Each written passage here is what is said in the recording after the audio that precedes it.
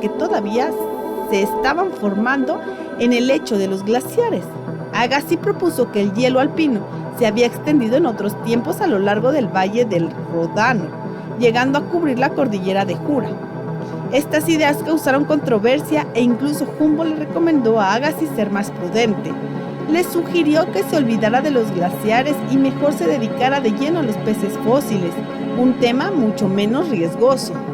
En 1840, Agassiz tuvo la oportunidad de dar una conferencia sobre la teoría del glacialismo. Como era de esperarse, la respuesta de la audiencia fue negativa.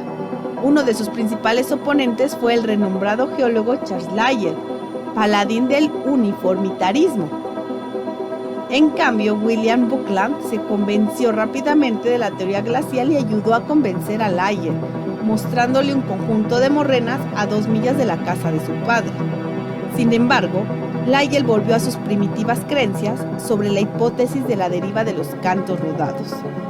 La idea o el objetivo principal de Agassiz es dar evidencia de que los glaciares habían llegado hasta Norteamérica e incluso extendiendo la edad del hielo hasta Sudamérica. 2 décadas después, cuando viajó a Sudamérica en 1865, Agassiz creyó haber encontrado evidencia de que los glaciares habían cubierto incluso el Amazonas. Postuló que en un tiempo anterior había existido un gran continente al sur del Cabo de Hornos, el cual había sido el centro de acción glacial, desde donde el hielo había fluido hacia el norte a lo largo del estrecho de Magallanes hasta la actual República de Argentina. En 1840 salió a la luz pública su obra Estudio de los glaciales, primero en francés y posteriormente en alemán. 3 años después completó su trabajo de los peces fósiles y otros 3 años más tarde consiguió $3,000 para visitar América con el fin de mejorar las colecciones científicas que en comparación con las europeas eran relativamente pequeñas. Agassiz se dio cuenta que Neuchâtel le había dado todo lo que podía ofrecerle, por lo que necesitaba irse a otro lugar si quería satisfacer sus ambiciones científicas. En septiembre de 1846, Agassiz dejó todo para irse a los Estados Unidos, un país relativamente nuevo y con poca tradición en el estudio de la historia natural, en particular el tema de la embriología. Inicialmente llegó a Estados Unidos con un espíritu de aventura, aunque después permaneció en esa nación por amor. Se alojó en Boston, visitó los museos y conoció a los científicos de Cambridge y de Nueva York. Descubrió que este país joven ya contaba con hombres calificados, de habilidad comparable con los del otro lado del océano. Poco tiempo después se estableció en la calle Oxford. Encontró una casa que contaba con un pequeño sótano, el cual utilizaba para almacenar sus especímenes. Repentinamente le llegó otra misiva de Alexander Brown, en donde le informaba sobre la muerte de su esposa, Cecilia. Agassiz se alteró mucho con la impactante noticia. No podía creer que Cecilia, siendo tan joven, hubiera muerto. Agassiz mostraba a todas sus amistades algunas de las pinturas que ella había hecho, a la vez que expresaba la gran admiración que tenía como artista y como esposa. Lamentablemente, Agassiz no pudo regresar a Neuchâtel para estar presente en el funeral de su amada esposa. La razón que se ha aducido es que sus estudiantes demandaban su atención. La muerte de su esposa coincidió también con la publicación de su libro Principios de Zoología.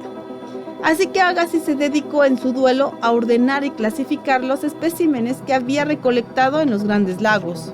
Fue en ese tiempo que conoció a Elizabeth Carey, quien pertenecía a una de las familias más encumbradas de Boston.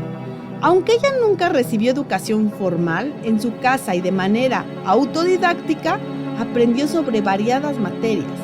Se casó con el reciente viudo y destacado naturalista suizo el 25 de abril de 1850, quien recibió de su nueva esposa una ayuda invaluable en la organización y manejo de sus expediciones, así como en la redacción.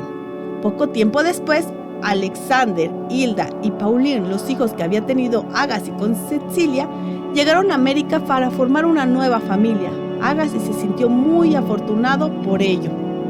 Unos meses después de casarse con Elizabeth, Agassi publicó el artículo La diversidad del origen de la raza humana, donde Agassi argumentaba que, al igual que lo que ocurría con las distintas especies de animales, cada una originada independientemente en diferentes áreas, los negros y los indios se habían originado también por creaciones distintas en diferentes áreas geográficas, por lo que podía considerarse como especies diferentes a la raza blanca. Otra idea que surgió en Agassi fue elaborar un texto de historia natural, al darse cuenta que los americanos lo necesitaban. En 1857 publicó su libro Contribución de la Historia Natural en los Estados Unidos, donde hace una pequeña introducción de su carrera como naturalista. Explica la importancia que tiene el estudio de la embriología en la historia natural y da algunos ejemplos. Hace hincapié en la relevancia de las colecciones, pero además le da gran importancia a los datos donde las especies fueron encontradas. Y también ese mismo año completó su trabajo Ensayo sobre la clasificación, el cual salió a la luz pública hasta 1859. Agassi continuó dando clases y se dedicó de lleno a pensar en la conformación de un museo, el Museo de Zoología Comparada en Harvard.